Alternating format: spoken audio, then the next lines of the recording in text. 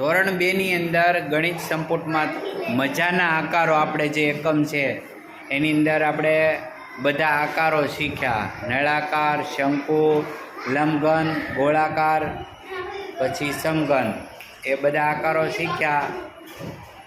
એમાં જુઓ તમે, આ ઉપર ડ્રમ છે, પછી ચોપડી છે, મંદિરમાં ઘંટડી છે, પછી સમઘન આકારની પેટી છે, ગોળો છે, શરણાઈ છે, વસ્તુ બધી બતાવી.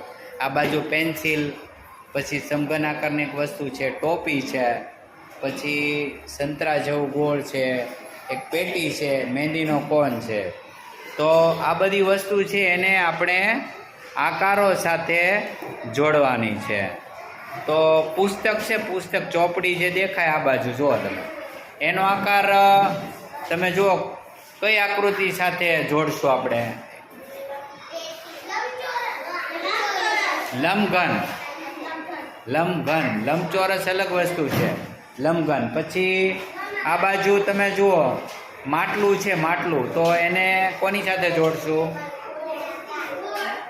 ગોળ, ગોળાકાર જે આકાર છે એની સાથે. એ રીતે આ બાજુ ટોપી જે દેખાય છે એ કોની સાથે જોડશું? કયા આકાર સાથે?